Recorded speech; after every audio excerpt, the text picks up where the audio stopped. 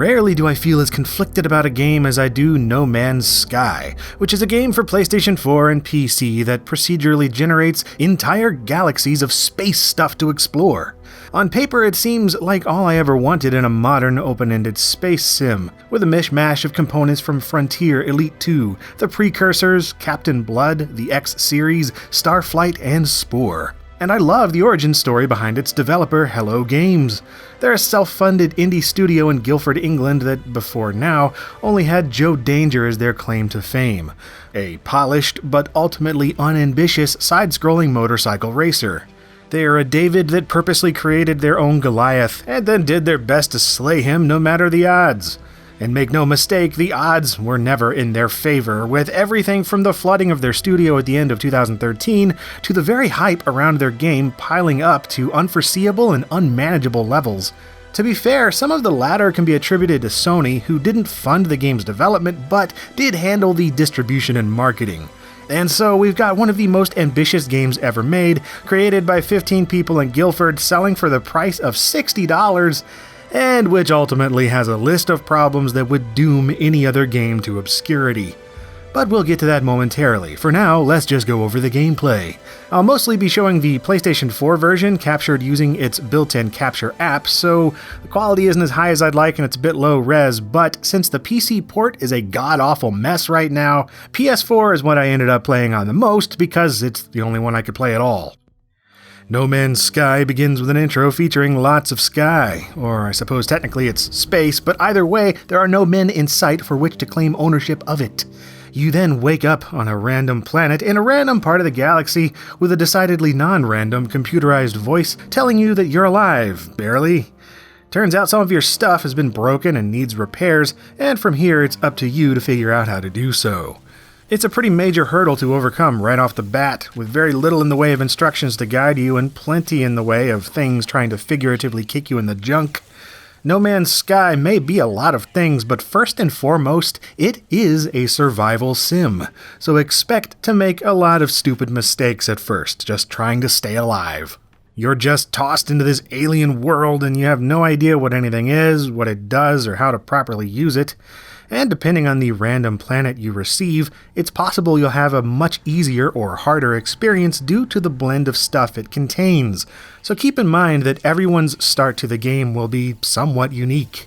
You're really at the whims of the planet and your exosuit in the beginning, and the whole time its hazard protection and life support systems are draining. So armed with a handheld multi-tool and a back-mounted jetpack, you'll want to mine for resources and stave off enemies as quickly as possible, as well as keep enough fuel on hand to make a quick getaway if the need arises. Once you've got the resources to get your ship running again and still have some left over to maintain it, you'll be able to wander and explore the planet more freely. And man, these planets are absolutely massive. I've read that many of them are on a scale that matches up with the actual size of Earth, and I'd believe it. Each star system usually contains multiple planets too, in addition to moons and asteroid fields, all of which can be explored due to the wonders of procedural generation. Once you've learned the blueprint for building a hyperdrive, you'll unlock interstellar travel, which lets you access the galactic map and travel to distant star systems. And the galaxy you're in is huge, with trillions of stars and over 18 quintillion planets to explore. And not only that, but it's persistent and synced up to a server, so everyone playing is contained within the same galaxy, although it's exclusive to the platform being used.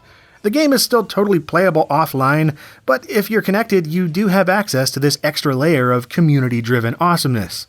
Still, though, it's worth noting this is really a single-player experience. It's not meant to be multiplayer, so you're not going to be joining up with your friends and wandering around with them or anything. From here on out, it's really up to you to do whatever you'd like, but there's a general overall goal to reach the center of the galaxy for ambiguous reasons, which I'd recommend you do, at least for a little while. Even though at first, this seems overwhelmingly daunting, even impossible. For one thing, until you unlock the necessary blueprints, fueling your hyperdrive is a rare thing indeed, so you'll be sticking around where you started for quite a while. Heck, I didn't even leave my first star system until 6 hours into the game. And for that matter, I didn't even really start liking No Man's Sky until about 20 hours in, and well, yeah, that's a problem. After the wow factor wears off and you dive into the meat of the gameplay, it becomes apparent that this is one seriously flawed game right now. Let's just begin with the handling of resources and upgrades, shall we? Because if there's one game that needed a complete overhaul of its inventory system, this is it. To begin with, it's just way too small when you start.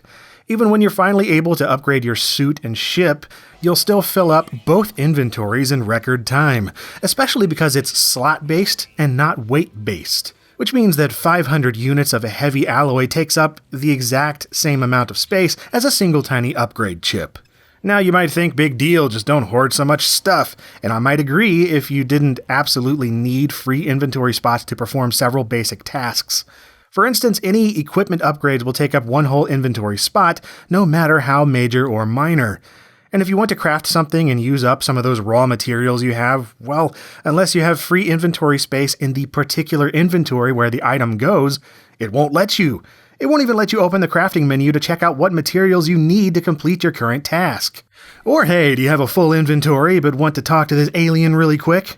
Better have at least one free inventory slot in your exosuit, otherwise it won't even let you open your mouth.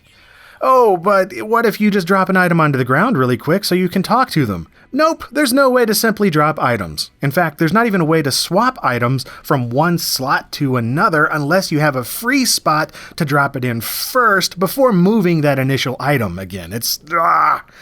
And this unbelievably annoying inventory system only makes the collecting of vital resources even more irksome than it would be on its own. As mentioned earlier, this is a survival game, so prepare for a crapload of grinding and busy work for even the most basic resources. And I really don't have a huge problem with this type of gameplay. I've played a ton of games where I enjoy this stuff quite a lot, like Minecraft, Ark Survival Evolved, and whatnot. But this chore of a gameplay loop is only made more noticeable and aggravating when you've got an inventory the size of a barf bag. Unless you have the money for it, you'll have to go and seek out every individual material you need, whether it's from mining, discovering item drops, exploring derelict alien structures, or whatever. And that's fine, it's just that there's little in the way of variety here, and the slog is real. Still, there are other diversions to check out in between cursing the inventory system, like tracking down other crashed ships, exploring alien monoliths, perusing strange facilities, and disregarding the local constabulary. You can also make a point of observing and cataloging all the bizarre plants and animals you see, and it's worth doing this too because you're then able to upload these to the server in exchange for credits. You can also rename these before uploading, but you'll run into so many that before long, even going the immature route gets old. There's also the ability to feed certain creatures and make them your pet. And although this is pretty awesome since they seek out rare materials for you and they're just kind of cute, it ends up bumming me out since you can't take them with you and you have to abandon them whenever you leave the area. And the next thing that kind of bums me out is just how artificial everything seems. I mean, sure, it's a game world largely created by algorithms, so of course it's artificial. But to me, there's a difference between being faked and feeling faked. The first signs of this arose when I landed on the 5th or 6th planet with the same exact biome and the same exact plants with the same kind of deer-like quadruped animals that happen to have a funny headpiece. Like, I don't know about you, but this plant sure looks an awful lot like this completely different plant from another star system entirely. And I know the technical reasons for this, since the procedural generation system is referring to a bucket of parts to construct everything like a really big Lego set. And yeah, maybe you could even dismiss all this with a theory like Star Trek's, where most alien life looks so similar because everything had an ancient cosmic originator that seeded all the stuff in the early years of the universe and whatnot. Either way, I don't care, because it severely takes away from my desire to explore each planet when everything starts to look the same. Speaking of sameness, the same goes for outposts, sentient aliens, and spaceports you run across. The spaceports especially are a pretty big disappointment to me. There's just nothing interesting going on inside them, and the alien NPCs here and elsewhere are just static, predictable item dispensers. That's not to say the aliens are totally useless. There's some interesting choices you'll have to make when talking to some of them through this text adventure kind of prompt, and the whole language aspect is pretty fascinating to me. See, when you start off, you won't be able to communicate with anyone at all, with your languages being totally incompatible. But word by word, you'll be able to piece these languages together by finding translation objects, or by performing tasks that increase your standing with their culture, so they'll want to teach you their language as thanks. I do wish there was more to these alien relationships, though. Like, it'd be awesome to go on more distinct missions for them, or establish trade agreements, or have one or two of them tag along as wingmen or co-pilots. I mean, holy crap, the possibilities here are endless, and yet it doesn't explore very much of these possibilities at all, and as such, it failed to keep me engaged. At least, it failed for the first 20 hours or so, because after a certain point, which I won't spoil, you run across a few things that make the game way more enjoyable. And I know this is pretty excessive to have to wait that long to get to this stuff, but it really made a big difference. Through a combination of substantially increased inventory space, fantastic new technological abilities to play with, being able to navigate through black holes, and even an actual storyline to follow, this went from being a grind fest to being something I could sit back and really enjoy for hours. I mean it, once that critical point was reached, a light bulb just went off and No Man's Sky really opened up into something pretty special. The closer I got to the galactic core and the more easily I was able to acquire and store resources, the better it got. I had a clear goal to pursue if I wanted now. The planets got more interesting, my equipment was powerful enough to let me explore underwater and fight mechs and stuff, random space battles would occur and I was out running space pirates and actually winning instead of just cowering in fear, and overall I was just having a blast. It felt like what I wanted from the space stage in Spore, with the Galactic Adventures pack just all crammed together into something that actually worked how I thought that would back in the day. I mean, it's just me and my ship and some cool abilities and a huge galaxy of opportunity. I mean, much of it ends up wasted still, but opportunity nonetheless. And now I'm conflicted about it again. That brings me back to my overall issue with No Man's Sky.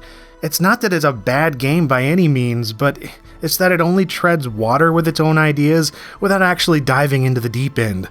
I genuinely hope Hello Games takes that dive in the future because the skeleton of a great game is here, but it's lacking muscle for the time being, especially in the first part of the game.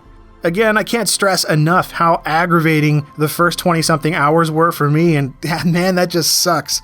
The honeymoon period of a game should be full of smiles and wonder, not grimaces and swearing. Instead, that joy and fulfillment with what I was doing in the game didn't arrive until much later into my experience, and, well, come to think of it, maybe that's the whole point? I mean, in real life, you also start out with nothing. You have no idea what's going on, and things are just unmanageable for a long time. You may even want to quit because the promise of better things in the future just seems too far off. But if you stick to it and work through the crap, there's a chance you'll find a purpose and a routine that works for you. You might even find some version of happiness you can agree with. You reach a point where finally you can sit back, admire what you've earned, and just go exploring the weirdness of reality, free of the shackles of having to find your place in life.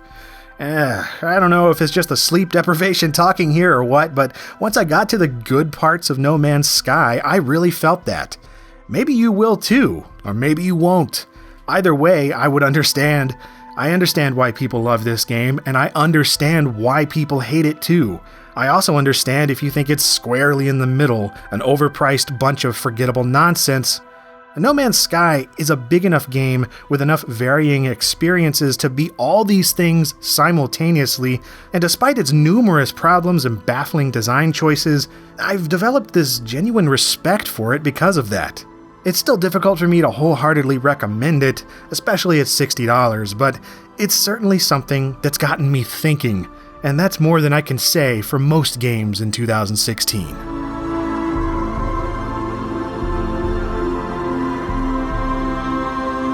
And if you enjoyed this video on No Man's Sky, perhaps you'd like to check out my video on their first games, the Joe Danger series, and some other stuff that's on here. You know, it's just there. And you can click and watch those if you'd like, go to my channel, or come back every Monday and Friday for new videos here on LGR.